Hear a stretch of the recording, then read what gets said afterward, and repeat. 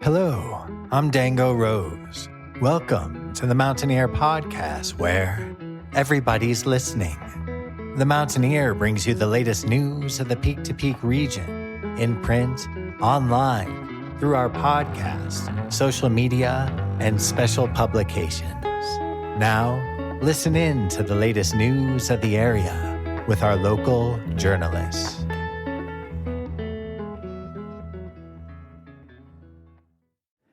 Good morning and Happy New Year, everyone. Whether you're groggy-eyed from staying up to witness another trip around the sun, or you got a great night's sleep like I did, thanks for spending the first hours of your 2026 with us. And what better way to ring in the new year than to give you a word from one of our sponsors? I can't think of any. This episode is brought to you by Eldora. Skip the epic traffic on I-70 and head to Eldora for good vibes all season long. Eldora is your go-to spot for non-stop winter fun, with great local skiing and riding, plus slope-side DJs and an après music series. Don't miss the Full Moon Ski Tour, the Timbers Rail Jam, or the Morning Uphill Grind. Get all the details and check out our weekly events at eldora.com. See you on the mountain. Now, call me a New Year's buzzkill, a Debbie Downer, if you will. But I'm not a big New Year's Eve guy. Too much pressure to do something fun or spontaneous and have the best last night of the year. But I can get down with celebrating landmarks and new beginnings. I'm not a total killjoy. And here at the Mountaineer Podcast, we have a pretty big landmark of our own to celebrate. Today marks our 5th year on the air. Now, I'm relatively new to the podcast, but 5 years of podcasting is a huge feat from where I stand. There's not a whole lot of things that I can say I've done consistently for 5 years, besides staying alive, I guess. For 5 years, we've been bringing you news, local music, history, community interviews, and stories every single week. And even after 5 years, we're still hitting milestones. Just a few weeks ago, our Music of the Mountains episode on local rock outfit The Tortesians became our most listened to episode ever, thanks to my co-host, Jamie Lammers. And the episode that you're listening to at this very moment is our 401st since the podcast's debut. We've come a long way and have some really exciting stuff planned for our 6th year, especially with our new Arts and Culture Monthly, Caribou Current, joining the fold. We can't wait to continue sharing this time with you every single week. So, after all that griping about how lame New Year's is, maybe I've talked myself into being a little bit less of a hater. Cue the Old Lang Syne reprise. Just kidding. We do still have our regular segments today. A little bit of news, followed by our very first Sounds of the Town submission, a segment where we ask you, our listeners, what sound defines your community. But before we get into the interview, here are this week's News Bites.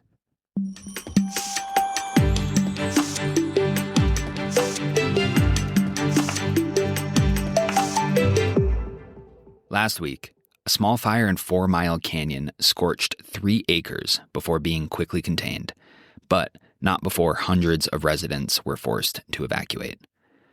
The blaze was first reported on Monday, December 22nd at 5:30 p.m. along Wild Turkey Trail in what the Boulder County Sheriff's Office called a very narrow area off of 4 Mile Canyon Drive, just northwest of Boulder. In all, 662 people were issued evac orders, and after the fire was contained around 9 p.m., residents were able to return the following day. The county has yet to release information on what caused the fire. Also, after more than 2 years without a licensed childcare center in Gilpin County, a new facility is finally open for enrollment, with no waitlist.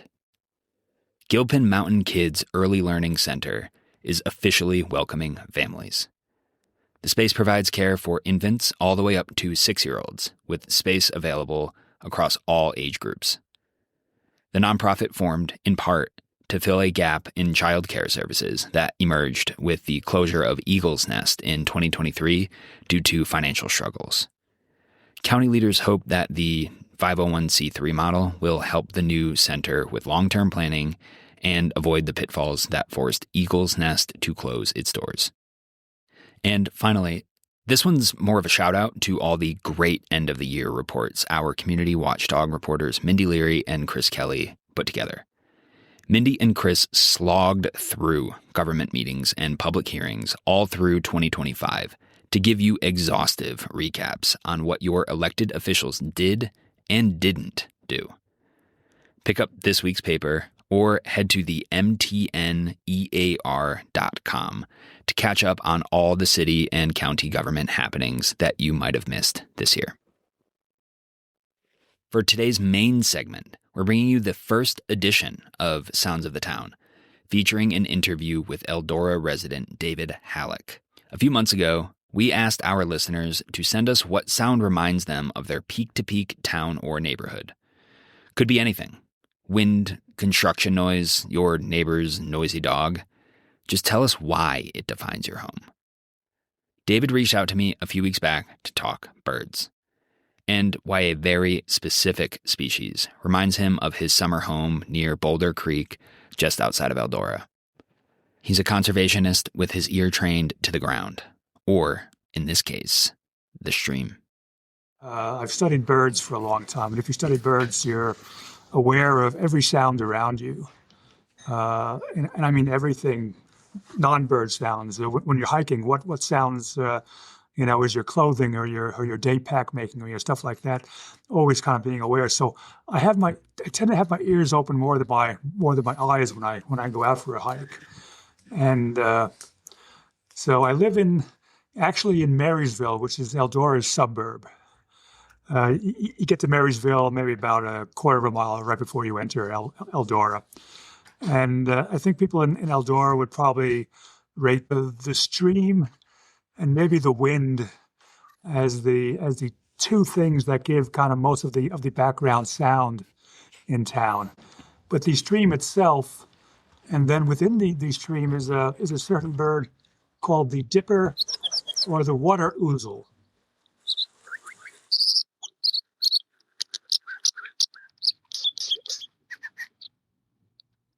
American dipper is the formal name, but they actually live in the stream. They'll nest on a stream bank, or actually now most of the time they build nests under bridges. But they feed all on the insects that rest on the stream bottom.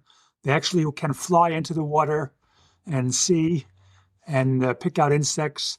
And so they live basically within or along the stream. And they have a beautiful, beautiful song. I've found over the years most people are not overly conscious of sound. But if you are, it's one of the most beautiful songs that it's hard to describe. John Muir actually wrote about its song in one of his books and put it better than anyone else can probably. In his book, The Mountains of Colorado from 1894, Muir writes, "In a general way, his music is that of the streams, refined and spiritualized.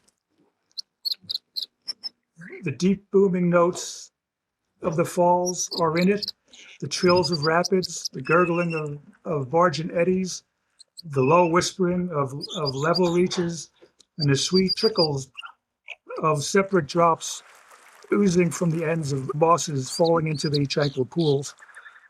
It's a long song. It can last, several minutes. It's pretty loud, but it varies. It has a lot of gurgles and warbles, and it really strikes my eye. Whenever we come back in May, we normally get there around midday to open the cabin, and I'll hear the dipper singing along the creek. So to me, that kind of characterizes Marysville and the Eldora area. That's all for today. The recordings of the water ouzel you heard today were taken by Ted Floyd in Boulder, Colorado.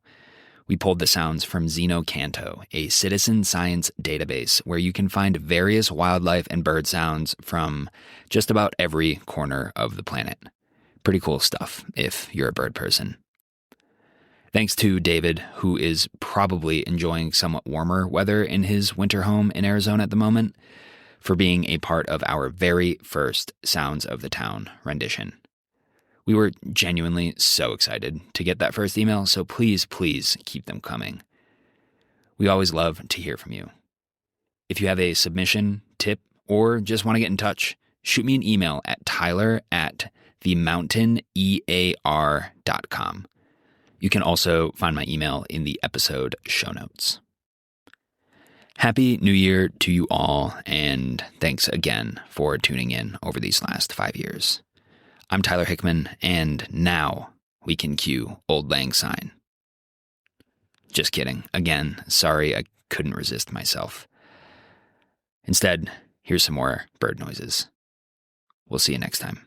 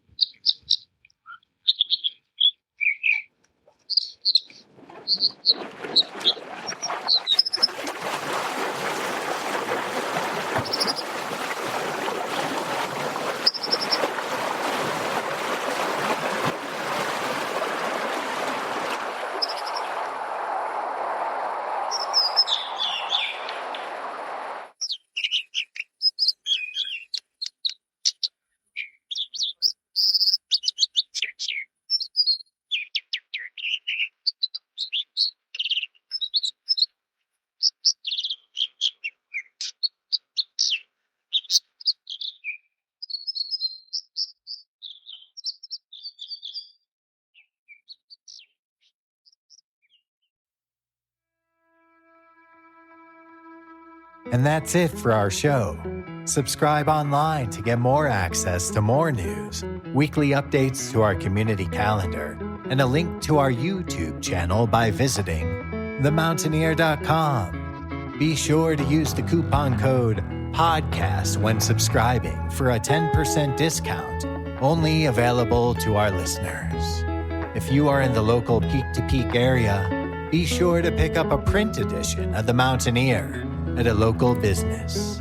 I'm Dango Rose. Thank you for listening.